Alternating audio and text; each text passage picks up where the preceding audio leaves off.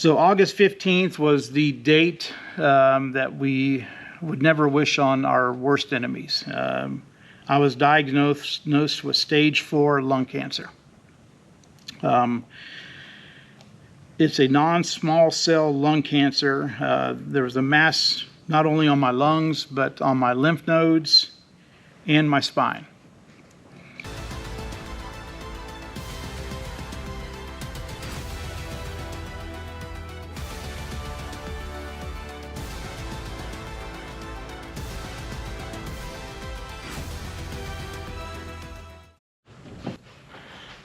My wife is incredible.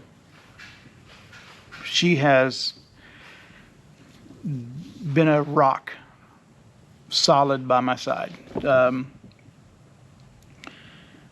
Obviously, this is very devastating to her, and but man, she's my soulmate. She's my best friend, and she has not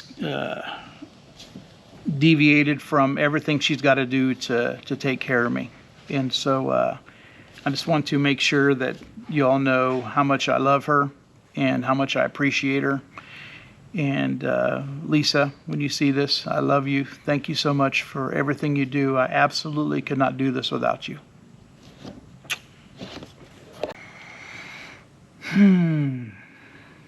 Well, as you can tell by the header of this video, I have some news to talk about. Don't know why I'm so nervous about this, but bottom line, I'm dreading talking about this. But I feel like I need to, just to kind of address the rumor mill, and out of respect for our fans and friends that don't know details of what I'm about to talk about. But it's something that privately my family and I have been going through since really since COVID. But the bad news really came here recently. So with that being said, I want to get this over with, because at the end I do have some very good news to talk about. I made some notes because I truly want to tell my story. It's a story that most may not be interested in, but I think there will be some that are, and kind of give you a play-by-play of how this all went down. So let me start with this. So back in January of 2021, a lot of you may know or may not know, but I went through COVID, and it was horrible, but I did make it through it. But 7 days in ICU, lost many friends, lost our dearest Barbara to COVID during the same period of time, one of my best friends, Mike Barreras. So we all have a COVID story of, we know somebody obviously that has passed away from COVID. But anyways, in January of 2021, that was my time to go through COVID. In leading up to COVID, I want to say my lifestyle was pretty crazy as far as the racing full time, the hours that we spend and doing what we do for a living. So, I want to say even leading up to COVID, my health was declining. And then after COVID, it really was declining. So in June of this last year, when we went to Brainerd, which was the 17th and 18th weekend, I felt sick. I felt like I might have COVID again. In fact, I made a couple comments about it, and that's not something that you tell people because they immediately don't want to hang out with you and give you hugs and kisses anymore. But, I didn't have COVID. But on June 20th, after the race, we stopped back at our good friends, the Mills. We stopped there for a few days to really do some maintenance on the car, do some other things that we needed to have done. And during this time period of being at the Mills, I'm walking around and I'm kind of congested from what I thought was allergies and stuff like that. We all get that kind of congested and mucus and spit. And I'm not a spitter. I don't walk around spitting all the time. So when I do spit, I can't say that I necessarily pay attention to it, but this particular day, on the 21st of June, when I spit, there was not a little bit of blood. There was a lot of blood in my spit, and I took note of it. And, right away, am I bleeding? Is my mouth bleeding? Am my gums bleeding? What's going on here? And my mouth wasn't bleeding. My gums weren't bleeding, and I spit again, and sure enough, there was blood. So fast forward, we go to the Houston race on the 24th and 25th, feeling absolutely horrible. I mean, I haven't felt this bad ever since COVID, back in January of 2021. So travel home. On the 29th of June, we go to the emergency room. And while in the emergency room, and the reason why we did the emergency room was, trying to get a doctor's visit during this period of time. Sorry about that. That's my Fox Sports update. Anyways, trying to get a doctor's visit is near impossible for, during that time frame that we're home in between races. So we were told the best thing to do is just go to the emergency room, which is what I did, which at least it took me there. So while at the emergency room, I was diagnosed with an enlarged heart. And what was happening was my heart was so big that it was rubbing up against my left lung, which was causing the bleeding. So, not good. So we leave from that. We go to Prescott, Arkansas on July 1st and 2nd weekend, go do a race there, come back home immediately.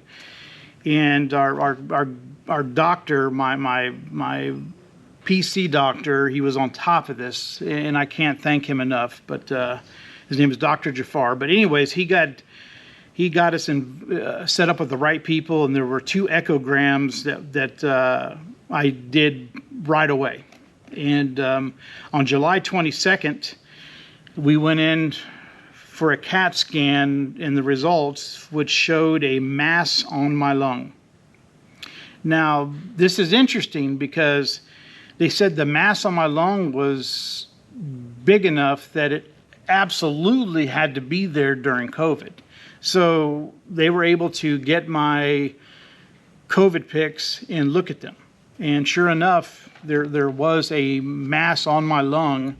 However, that mass on my lung blended in with everything else that my lungs look like, which was just horrible. So, not blaming any doctors, because of how much that mass blended in, really, hindsight being 20/20 is one thing, but during that time there was no reason for them to order anything else, even though that it was visible. So we are scheduled immediately to have a heart procedure done. And that heart procedure was a pericardial window. And they were also going to do some biopsies at this time. So anyway, I'm scheduled for the 9th to do this pericardial window, and I'm supposed to be at the hospital on the 8th, about 2 o'clock in the afternoon, for a surgery the next day, which, why do I got to be there at 2? So obviously I didn't get there at 2. I continued to load. Corey and I are loading, and Eric, and we're loading for the next race. Well, in the middle of loading on the 8th, once again, I'm supposed to be at the hospital already, I twist and I tear my meniscus in my right knee. Not good. So I go in for the procedure. The procedure actually went well. I had a pericardial window done. Basically, I had fluid around the heart, and in the lining of the heart, the skin, they cut a window into where the heart could drain all that fluid out, and they were able to get 16 ounces of fluid off my heart. I mean, like, immediately I felt better. I mean, it was immediate relief. So the next race on the schedule is Tulsa NPK, and that was on the 12th and 13th of August. And within being there, we get there Thursday night, and Friday morning is when we got the horrible news that our beloved, our dearest producer, Mike, had passed away. And that was just horrible. And so obviously that wasn't a great event for us. I mean, I literally just had a heart procedure done 3 days prior, and the last thing I should be doing is driving a race car. And so, I was so torn between, I want those points, I want to be there, but at the same time, I didn't want to risk racing anyone in particular that I could possibly hurt, because I was really in no condition to drive. And so I decided to call out Birdman first round, because, I mean, if I wreck him, boy, I mean, he's my teammate, and plus, he's used to getting run into or running into things, and so I thought that would be okay if anything were to go down. But obviously it all went smooth, all joking aside. Birdman goes on to the next round, and I decide what we're going to, with Lisa, decide what we're going to do next. So on August 15th, right after the Tulsa race, I go home for the diagnosis. Because at this point, we still don't know what's going on. We just know that, I have a enlarged heart that's rubbing on the lung, and there's a mass there. So August 15th was the date that we would never wish on our worst enemies. I was diagnosed with stage 4 lung cancer. It's a non-small cell lung cancer. There was a mass not only on my lungs, but on my lymph nodes and my spine. I'm missing we did a PET scan in here. I'm missing when we actually did that, but off that information is where we got, this diagnosis also.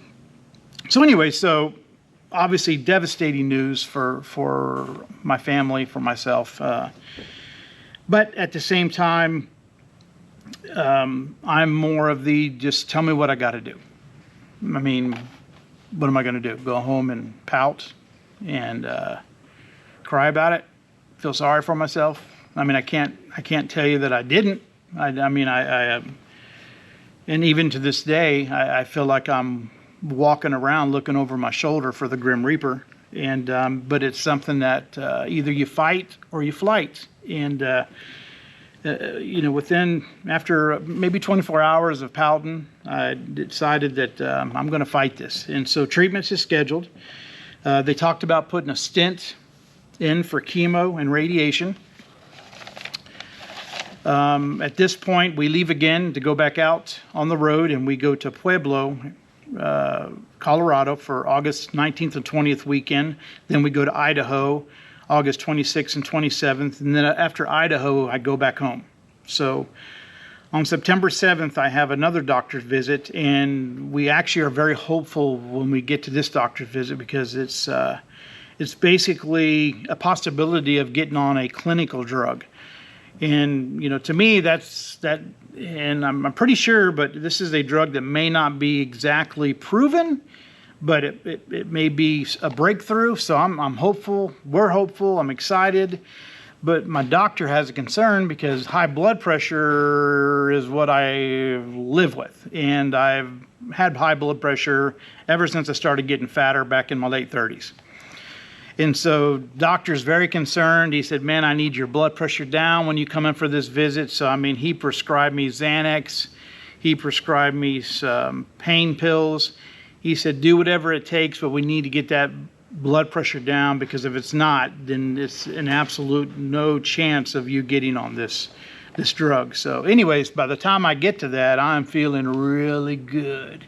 And my blood pressure was where it needed to be. So anyway, so we go in and hope, we don't get word right then and there, but hopefully, blood pressure being where it needs to be, hopefully the blood work comes back, because they're doing blood work throughout of all this at the same time.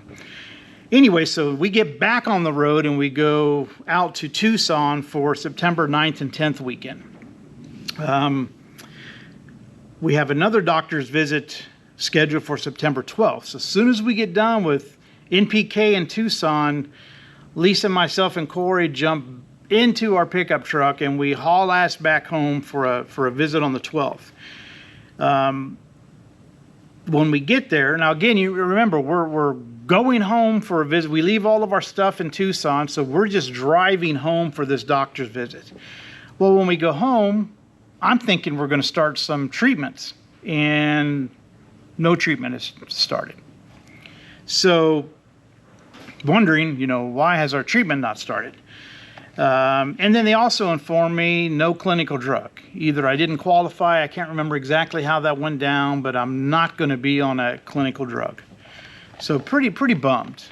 And then I'll never forget the doctor coming in, and he seemed giddy, happy. And I'm thinking, what the hell are you so happy about? But long story short, I qualified for a target therapy, which from what they're explaining to me, only 2% of people qualify this. You have to have a certain, and I might be saying this wrong, forgive me if I am, but cell mutation or something to do with blood cells, blah, blah, blah. Well, I'm lucky enough, fortunate enough that I qualify for this. So I immediately was prescribed a drug called Rozlytrek.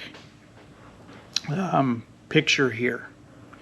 Anyways, at the same time I'm prescribed Rozlytrek, I'm also scheduled for 10 small doses of radiation for the tumor that's on my spine. So I have masses on my lung, my lymph nodes, and my chest, and then on my spine. And then they also need to do another test to make sure, or to see if it's gone to my brain.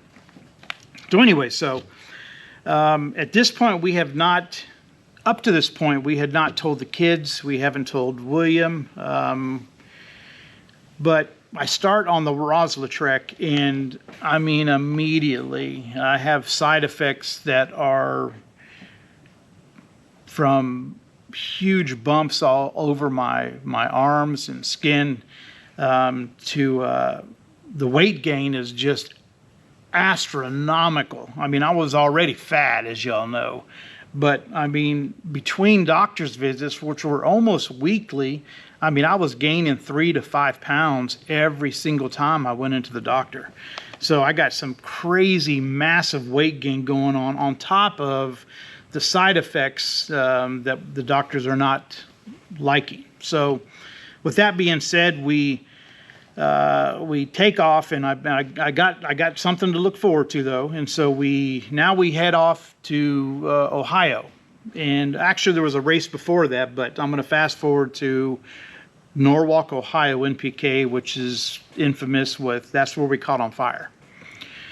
So now, thinking about this now, I suffered smoke inhalation during the fire of the car. With my condition, this is absolutely the worst thing that can possibly happen, is to sitting in a car that's got smoke all around it, and I'm breathing in these crazy fumes. And so that was during the time that this was when our close friends and the guys that I raced with found out about my cancer. Because as I'm laying on the track, the emergency technicians, as they're talking to me, they're asking me about preconditions, blah, blah, blah. And I said, I have stage 4 lung cancer. And you could have heard a pin drop. I mean, all the guys that are around, and from Lizzie and Ryan to, obviously the Swanstroms, but, there were several people around that heard me say this, and it was kind of a shocker to them. So anyway, obviously I get a free ambulance ride. It wasn't free, but, I get an ambulance ride to the hospital, come back, thank God I'm okay. I inhaled very little. And we make our journey back home. So when I get home, I don't remember, I don't have the date here, but, we had already told the kids, we had a dinner with the children, with all of our kids besides William prior to this. And we had told the kids what were going on. And it was very emotional, telling your children that you have cancer and you don't know what's going to happen. And a side note, my 2 oldest daughters lost their mother to breast cancer when they were 10 and 6 years old.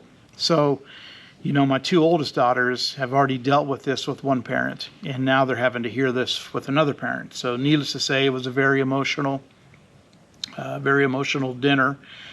And I've been waiting for the right time because I kind of wanted to see what the new drugs were going to do and if it would at least get me headed in the right direction. So we didn't tell William right up front. I wanted to see, what these drugs were going to do, so that I had, maybe good news to give William. So as I stated earlier, and I'm kind of going out of order a little bit, we got on the new therapy drug. And so at that time, I decided to, once we came home from Norwalk, to tell William. And, there's really no good time to sit your 12-year-old child down and tell them that their parent has cancer. There's just no good time for that. So I literally, it just hit me, it hit me when to say it, how to do it, and I just did it in our office when it was just he and I. And I told him, and obviously very emotional. As parents that are watching this, I don't even have to tell you the emotions that are involved, and you don't want to see your child hurting. But needless to say, William took it, and he took it as good as any 12-year-old child should. So anyway, so November 7th, I started on our small doses of radiation. So it's going to be 2 weeks, 10 doses of radiation, and I was done with that on November 18th. Finished the radiation, and I was a staggering 318 pounds, folks. 318. It was clearly time that I needed to do something about this. I needed help. So, the gastric bypass surgery that we have seen, a lot of the Team South guys have done. I see it working with Cody and with Sean Wilhoit, and so that was something that I felt like I needed to do. So, we didn't have the extra 10,000, or I think it's right at 10 to do, and so we scheduled a surgery in Tijuana because it's like half the price. And so anyways, scheduled the gastric bypass in Tijuana. We had to buy some plane tickets, which we did. Excited about it. It's actually scheduled for the 28th or 29th of November. So we're going to, jump on this immediately. And then we get a phone call on the 25th of November. And if you can say that you have been declined from Mexico to get surgery done, you got problems. Guess what? I got problems. I got declined. They did not want to operate on me because of the cancer. And just another setback. You know what I mean? So at this point, December 13th is upon us. I go to the doctor, and I'm a staggering 321 pounds. That's right, 321 pounds. However, the Rozlytrek is working. The doctor said that cancer marker numbers were 27, and when they checked me the last time, they were 0.09. And again, I hope I'm saying that right, but in other words, they saw crazy progress on the medicine working on my mass, on my cancer. So, but at the same time, that doesn't help with how fat I'm getting, and I'm ballooning. I mean, I literally would drop something in the floorboard of the car, and I knew I couldn't get it because I couldn't get past my belly.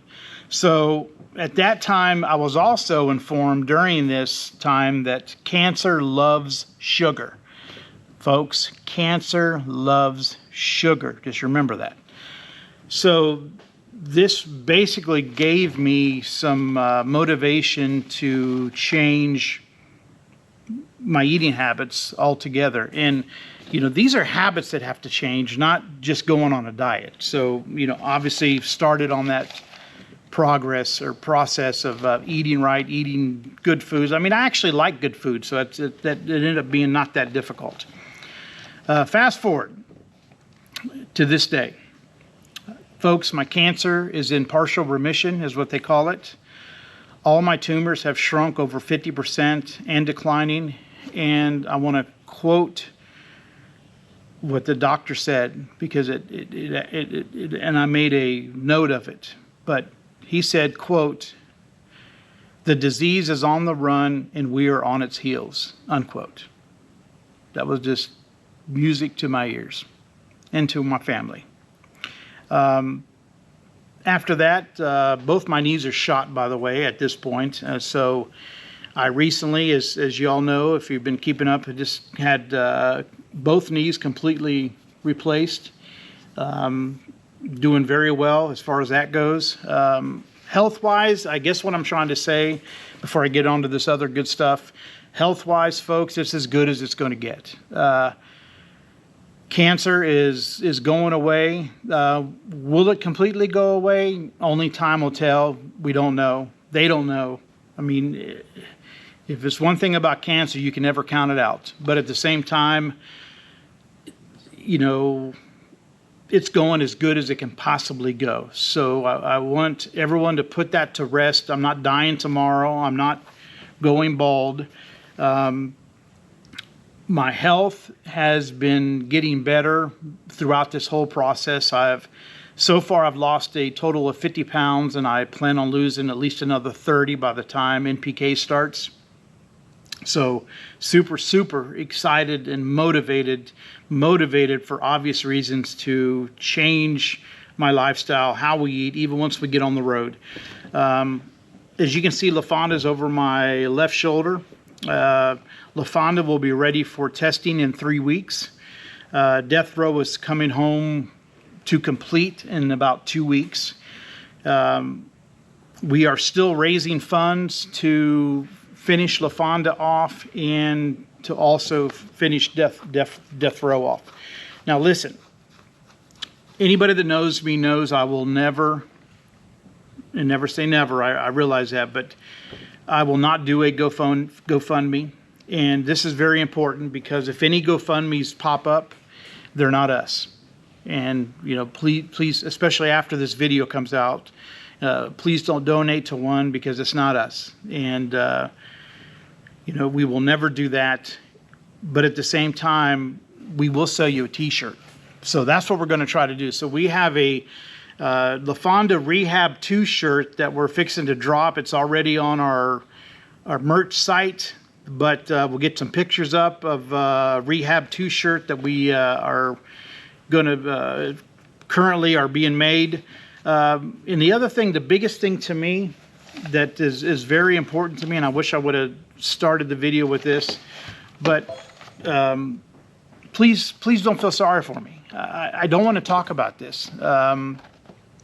It's not that I'm not.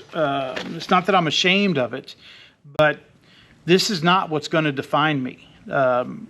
So I understand a lot of people are going to want to talk about it, but you know, unless you're affected by this terrible disease, and I'll be glad to talk to you about it. But if you're not, I just don't want to talk about it. I understand that we have so many people that were praying for us, family and friends. I have such a awesome group of guys that work with me.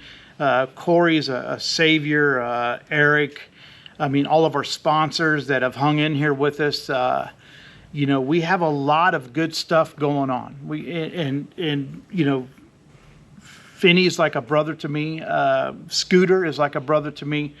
And I hear from them, and we talk about this, you know, often to see where I'm at. I get so many of our fellow racers that are texting me, checking on me, and man, I appreciate that like you can't ever imagine. But once again, you know, I'm going to fight. I'm going to continue to fight no matter what happens. We never know. None of us know how much time we have left on this earth. You know, and so with that being said, I'm going to fight every single day. I'm going to have fun. We're going to continue to race. So, you know, please, once again, as I'm wrapping this up, please don't feel sorry for me. You know, don't come up to me and say, "Oh, Miguelito. You know, for real, guys. I just treat me like normal. And I love you guys. Once again, I got great support and family, and we're going to get through this. So with that being said, I appreciate you watching this. Holy shit, it's 28 minutes and 30 seconds. I hate doing this kind of video, but it was a necessity, and I'm glad I got it over with. But in the meantime, stay tuned. We got some really good stuff. No more bad news. We got some really good stuff ahead of us, and we will see you soon. Thank you, guys. Thank you all for tuning in to Mike Murillo Racing. Please hit that like and subscribe button, and we will see you all soon.